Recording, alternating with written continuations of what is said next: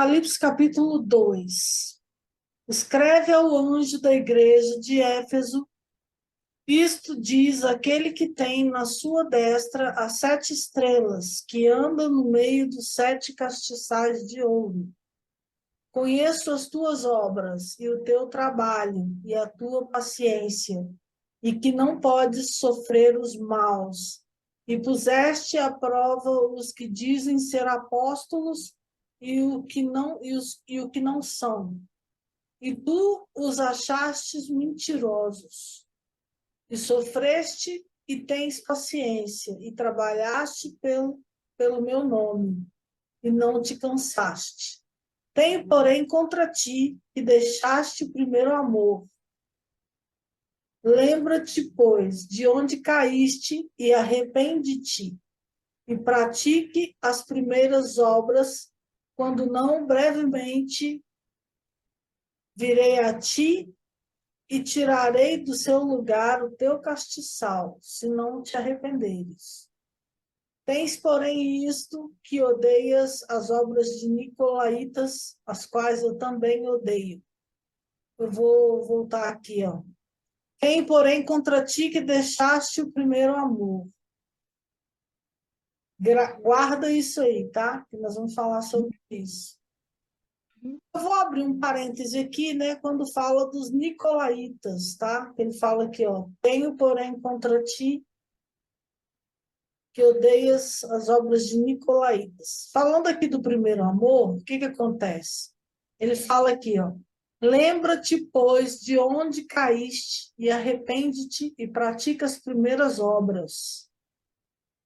Quando não, brevemente te virei e tirarei do seu lugar o teu castiçal, se não te arrependeres. O que que ele está dizendo aqui? A pessoa perdeu o primeiro amor. O que que é o primeiro amor? O primeiro amor é o próprio Espírito Santo, abundante em nós. Ele faz a gente estar com o coração aquecido o tempo inteiro, amando, apaixonado por Deus. A gente amar a Deus antes de tudo e sobre tudo. Como que a gente é quando a gente está apaixonado de verdade por alguém?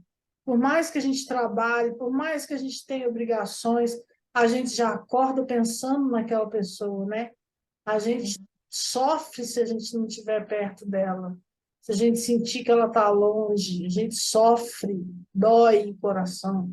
A saudade dói, o amor é tão grande que escorre pelos olhos, né?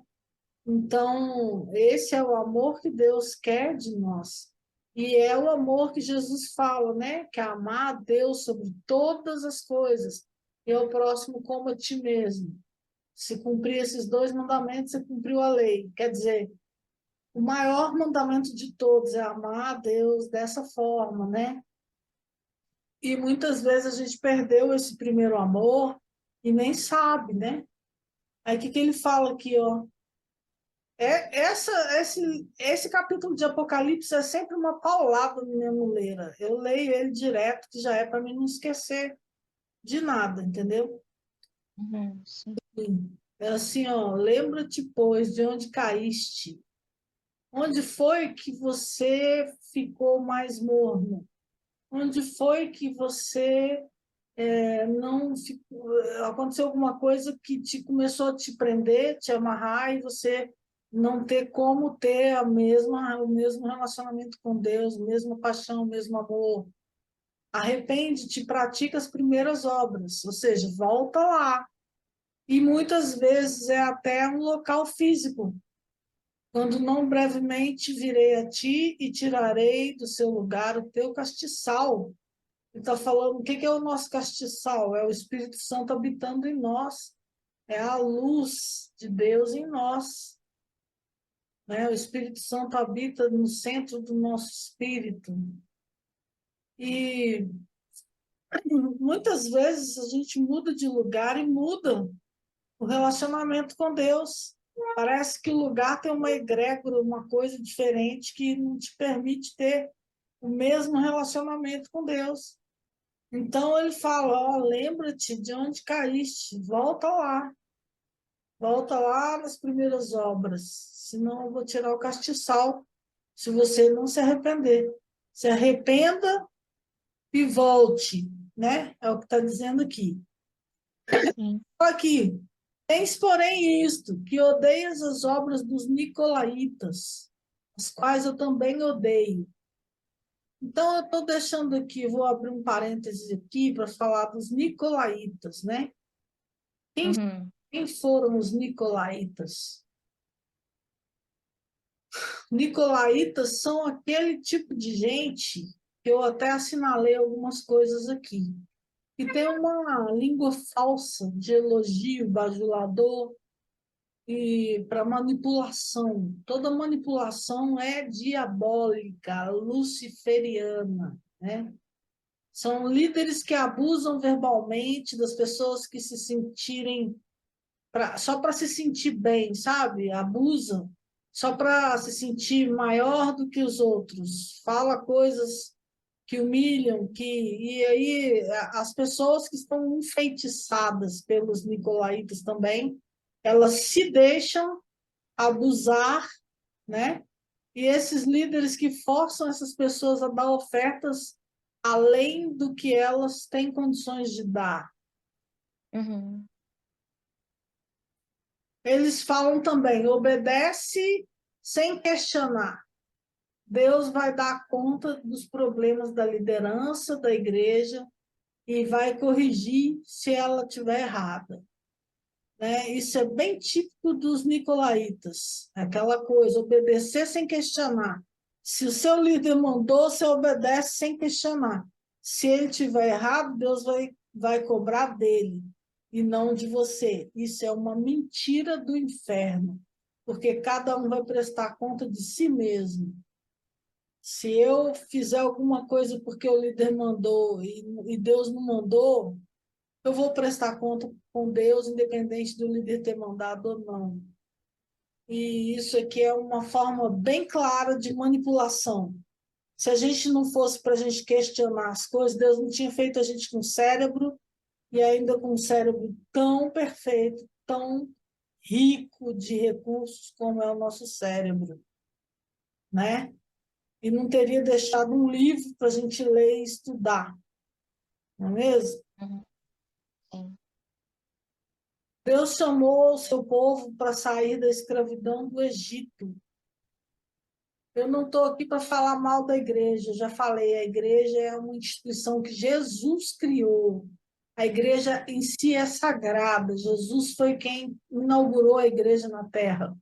Mas as corporações e organizações e denominações têm sido algo que não tem nada a ver com essa igreja, né? Então, Deus chamou o povo dele para sair do Egito, sair da escravidão, não para ser escravo. Quem que são os heróis da Bíblia? São aqueles que tiveram coragem de ficar do lado da palavra de Deus, né? O povo que Uhum. tem medo de lutar contra os tiranos, contra o pecado, né? Uhum. Pediram lutar mesmo que ainda que fosse sozinhos, né? Tipo Daniel lutou sozinho no meio da Babilônia, né? E Sim. ele ficou do lado da palavra de Deus. Hoje em dia também, nessas questões do Brasil, a gente está vendo pessoas se levantando, ficando do lado dos princípios de Deus, né? Enfrentando Uhum. os tiranos. Isso é bíblico, totalmente bíblico. Nós precisamos ser patriotas e exercer cidadania. Isso é totalmente bíblico. Muitos estão saindo, Uhum. o que eu te falei ontem, muitos estão saindo da igreja para não é para se apostatar da fé, mas é para conservar ela. Ao contrário. Uhum. Não da igreja em si, mas das organizações, das demoniações.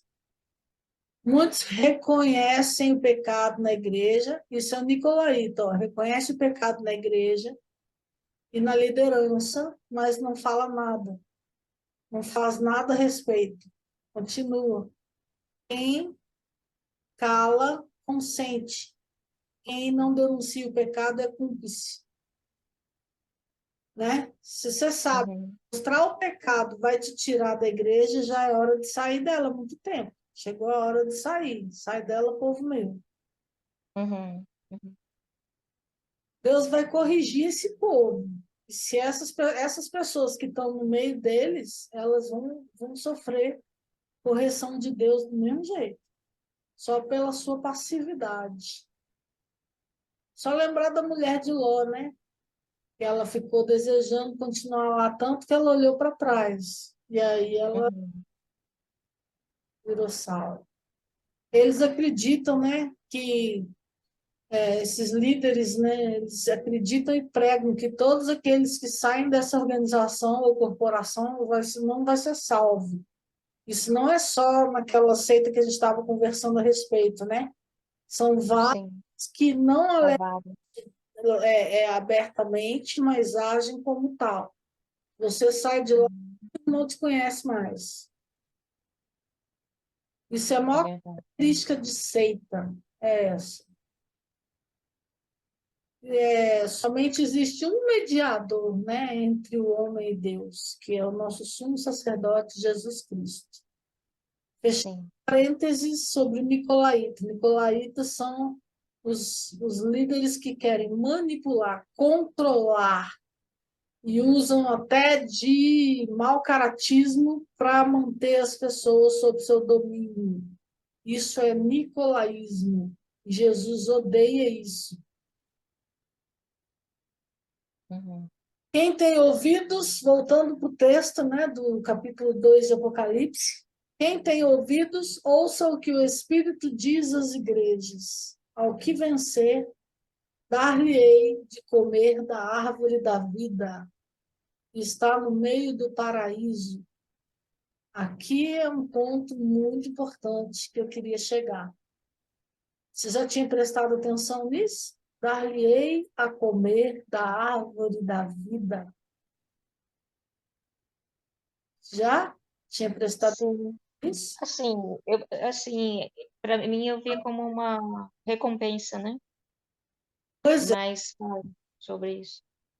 mas aqui está falando, é uma recompensa, mas é uma recompensa que não é só para quando você morrer e for para o céu. O reino Hum. está dentro de você, o céu está dentro de você, né? No centro do seu espírito é que habita o Espírito de Deus. Imagina o tamanho que é o centro da sua pessoa. O Espírito de Deus é o quê? A eternidade habita nele. Imagina o tamanho disso. Infinito, né? Infinito, mas o infinito é infinito, infinitamente pequeno perto disso, não é? É, o infinito habita dentro de Deus, né? Imagine É. Deus. O infinito para nós. É. Então, nós somos a imagem e a essência de Deus. Nós somos pequenos deuses com D minúsculo, que quando conectado a Ele, temos o poder dele em nós. Muito legal. Então, Interessante. como a gente está hoje vivendo isso, hoje, não amanhã, ou quando a gente morrer, o reino dos céus está dentro de nós. E Jesus falou isso, né? Igual o Becker fala, eu acredito que Jesus não estava fumando maconha e mentindo quando ele falou isso. Está amarrado o nome de Jesus, né? Jesus não faria isso. Ele não Com mentiria. certeza.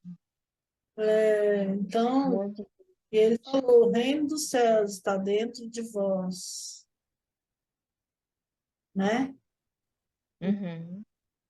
Esse reino, o Espírito Santo, ele brota de dentro para fora, né? A árvore Então, da vida é uma comida que a complicado gente para come de dentro, a gente come lá dentro de nós, não é uma comida que vem de fora para dentro, ela vem de dentro para fora. Dar-lhe-ei a comer da árvore da vida que está no meio do paraíso de Deus, no meio do paraíso de Deus, tá? Vamos nessa. Você perdeu o seu primeiro amor. São os trechos mais importantes do capítulo 2 que eu deixei aqui. Uhum. Aquele que tem ouvidos, ouça.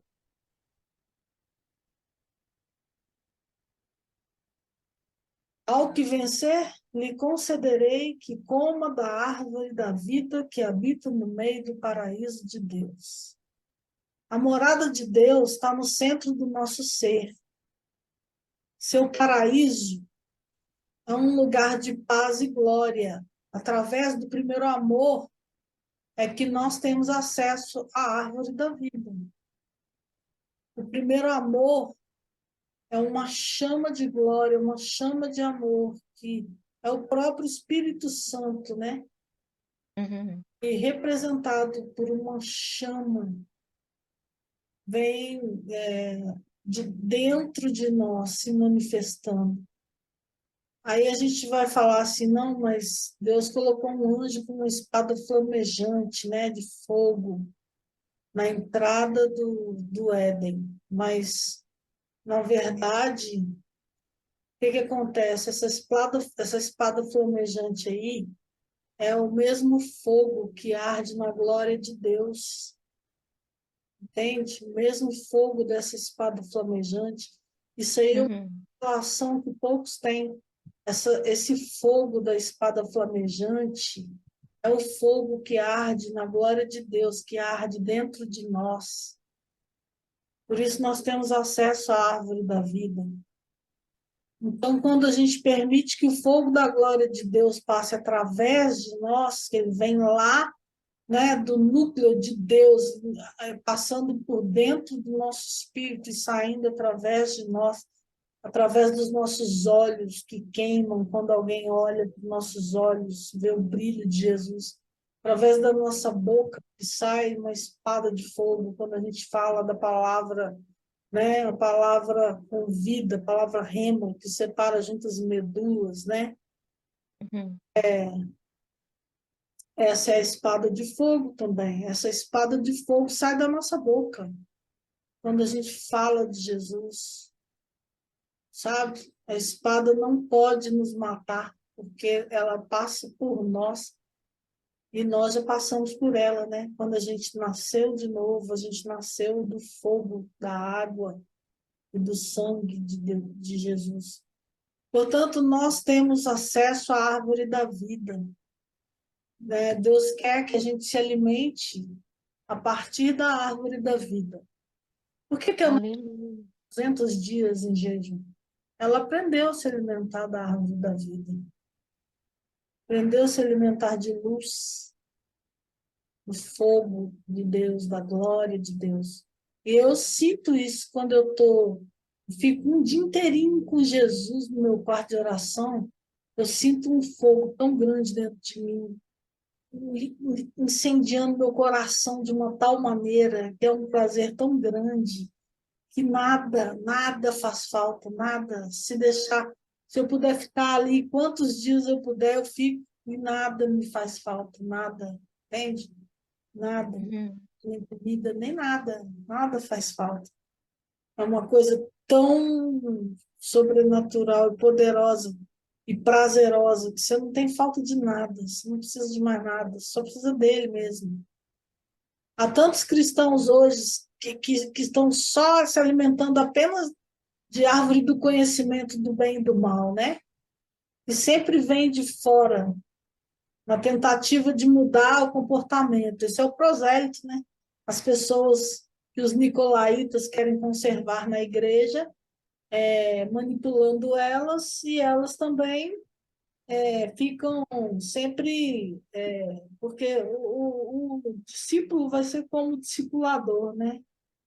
E acaba que o líder manipulador, ele se esforça para ser o mais inteligente, o mais capacitado. E seus discípulos passam a fazer aí pelo mesmo caminho. E aí vem o espírito da Grécia, onde as pessoas vão ficar orgulhosas pelo pouco conhecimento que têm, e o conhecimento que vem de dentro para fora, que é o conhecimento da árvore do bem e do mal, né?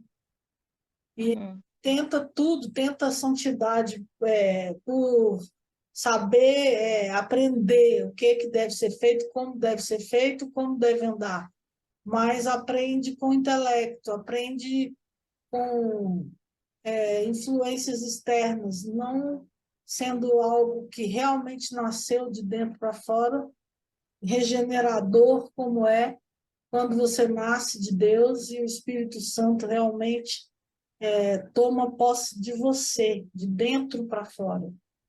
Isso é totalmente regenerador.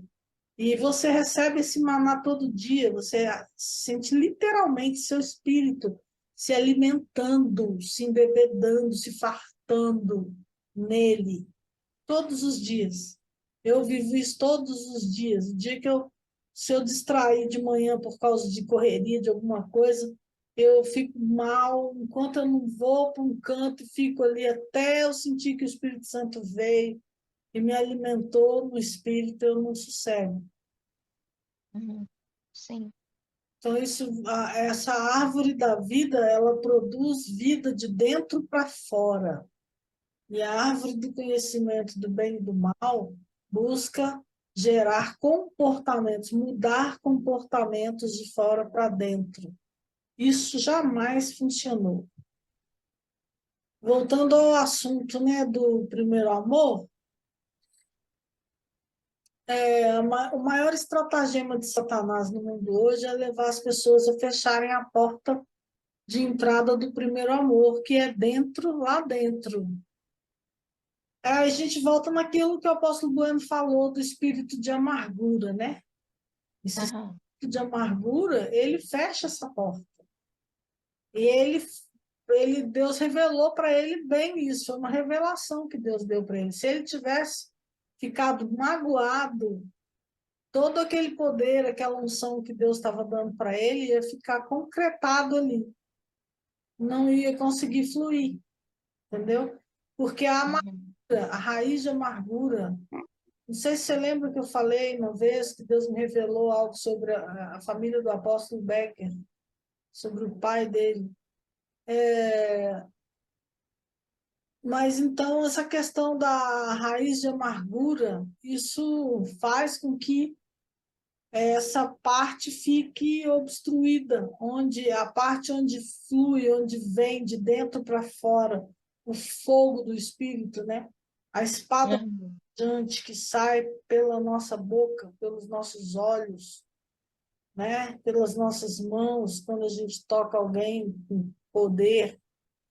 E aí isso é obstruído, esse canal é obstruído quando a gente tem amargura, traumas, ressentimentos, esses sentimentos, né? Você vê que o mal ele pode simplesmente barrar toda a sua vida ministerial e, Terrível. ultimamente, todo o resto, né? Assim, Satanás ele tem tentado mesmo levar as pessoas a fechar a porta de entrada do primeiro amor através de uma experiência traumática causada por feridas feitas pelas outras pessoas. Entende? As pessoas vêm, ferem você e você deixa aquilo entrar no seu coração e aquilo obstrui o canal onde vem todo o fluir, né, do fruto da árvore da vida, que é a própria vida, né? A própria vida Sim. abundante que vai fluir em todas as áreas das nossas vidas, né? Então, é muito importante entender isso. Se ele pode fechar essa porta, ele pode fechar a gente também, de ser capaz de tocar Deus, né, no centro do nosso ser. Então, ao mesmo tempo que ele impede de isso sair, fluir de dentro de nós para fora, ele também impede a gente de chegar até Deus. Porque nada pode nos separar do amor de Deus, mas a falta de perdão, a mágoa, a raiz de amargura, isso tudo faz a gente não conseguir falar com Deus, porque se a gente não perdoa, a gente não é perdoado, e aí, tendo o pecado da falta de perdão entre nós e Deus, né? vai ter ali uma ruptura. Uma das chaves para desbloquear e desencadear algo é a gente ser capaz de reconhecer quais são as cadeias que a gente tem e do que elas são feitas. Tipo assim, raciocinar bem, pedir a Deus para revelar, né? Tem uma, chama janela de... Eu esqueci. Depois vou pegar para você, janela de... Vou falar para não falar o nome errado. Que é uma janela nada mais, nada menos que algo que, tipo um mapeamento para um autoconhecimento, entende? Que é o seu, Uhum. né? Tem o seu eu que todo mundo vê, tem o eu invisível, que nem você vê, tem, são quatro lá, são, mas na verdade essa janela foi criada para o autoconhecimento. E Deus pode revelar ela para você, porque se Deus revela ela para você, você consegue ver coisas que você não está vendo em você, que todo mundo vê, mas você não vê. E aí você consegue tratar, entende? Sim. Então, essa questão do, né, é uma chave para desbloquear, né, desencadear e a gente reconhecer o que tem na gente. O que tem que está causando? Foi onde? Foi uma ferida? Foi algo que alguém fez comigo?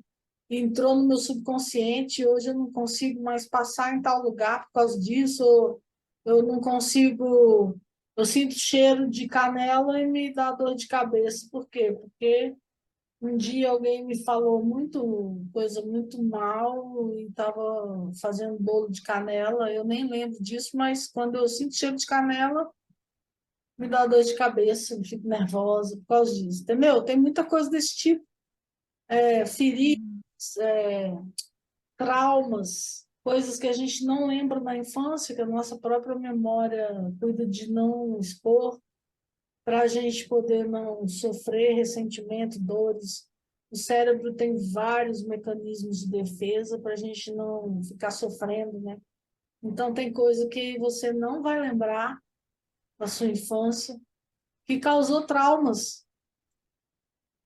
Então, a gente precisa conhecer mais a si mesmo para poder conseguir entender o que acontece, o que causou, né, essas feridas, esses traumas, esses bloqueios, e a gente poder conseguir quebrar tudo isso, né? Uhum. Sim. Mas a Bíblia fala, né? Jesus fala assim: Eis que estou à porta e bato. Se alguém quiser abrir a porta, eu entrarei e teremos comunhão. Geralmente, quando a pessoa tem um monte de trauma, bloqueio e tudo mais, ela está fechada dentro de uma porta, né? Jesus é a porta, nós também somos uma porta. No momento ali, ele está falando que ele está na porta. E nós estamos dentro de algo que precisa ser aberto para ele entrar, né? Uhum. Isso se trata tanto das pessoas que estão no pecado e precisam se converter, como também das pessoas que se fecharam por causa de trauma, por causa de situações emocionais. E a maçaneta, ela, nesse caso, está do lado de dentro. Jesus não abre para você, você que tem que abrir. Uhum. Tem casos que você não consegue abrir porque a maçaneta está do lado de fora. Você precisa de um ministro para te ajudar, para te tirar de um cativeiro. Mas nesse caso aqui, a maçaneta está do lado de dentro. Só você consegue abrir, né? Uhum. Medidas que a gente pode tomar para abrir, porque muitas vezes está lá no subconsciente, a gente não consegue acessar, né? Jesus está lá, batendo na porta, esperando a gente abrir. Então, o que a gente faz? Porque tem esses, igual eu falei, tem cativeiro que outra pessoa consegue ir lá, te tirar de lá, né? Chamo você para fora, em nome de Jesus, vem para fora desse cativeiro agora. E a pessoa vem para fora e a gente chama os fragmentos da alma dela e passa eles pelo sangue de Jesus, declara a alma dela íntegra, desliga a alma dela de tudo e qualquer situação, e a pessoa passa a ter outra vida. Mas tem situações de cativeiro que só a própria pessoa pode abrir. Ninguém mais consegue. Até Jesus está falando aqui, ó, eu estou na porta aqui batendo. Se você abrir, Uhum. comunhão, mas você que tem que abrir, né? E muitos Sim. acorrentados lá dentro, não conseguem nem chegar até na porta para abrir.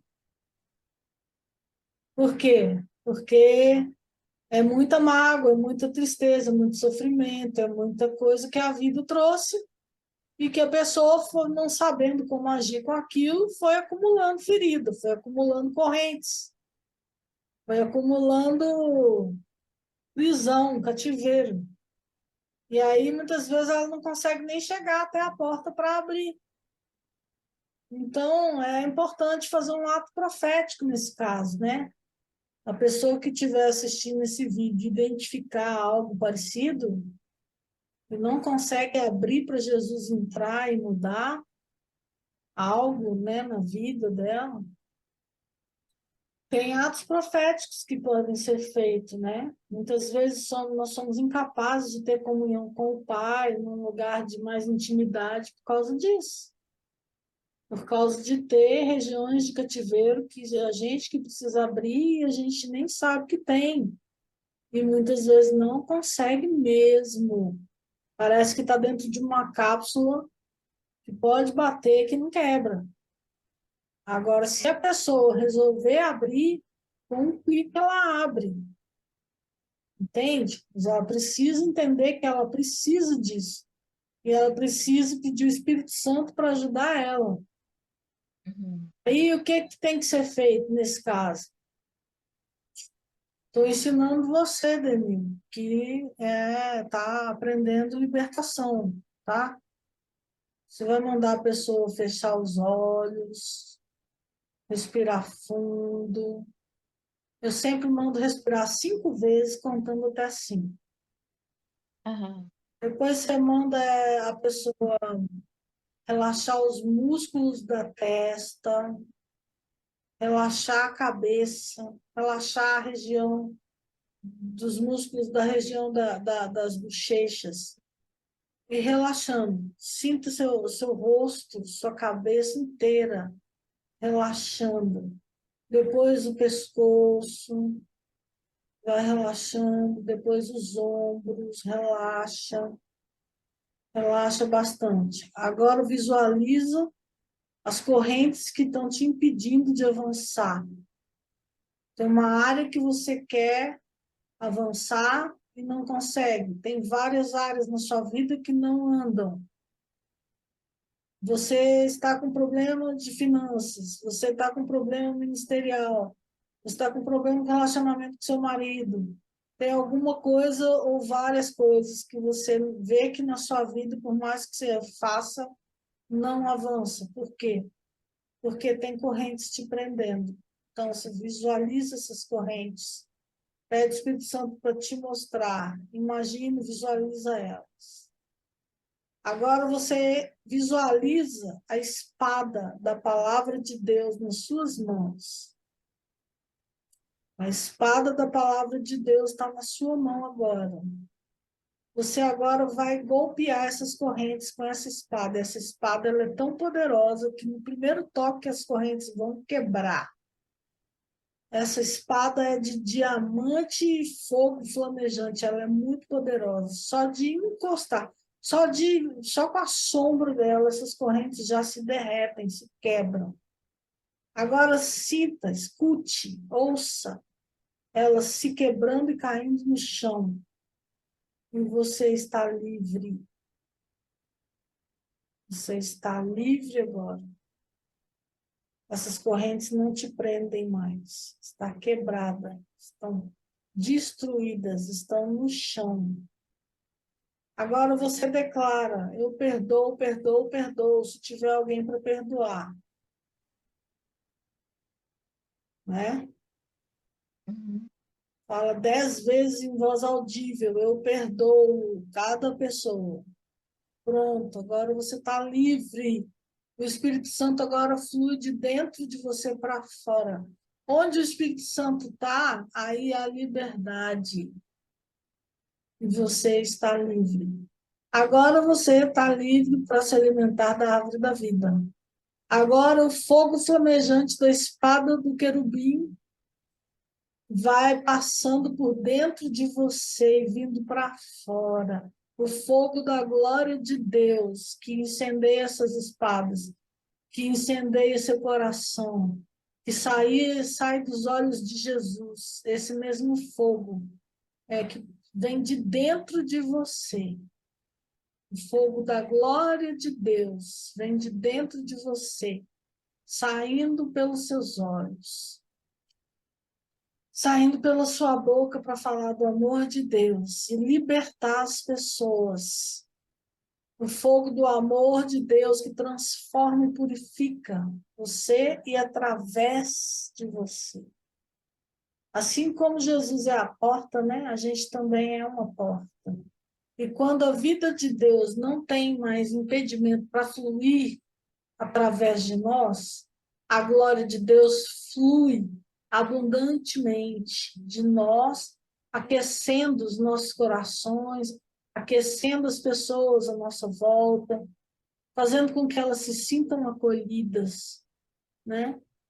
E assim, e assentados, quando a gente está nessa condição, a gente está assentado nos lugares celestiais, em Cristo, à direita do Pai, né? No núcleo do nosso espírito habita o Espírito de Deus, e nós passamos a ser portais para que os anjos do Senhor se manifestem com glória e poder na terra.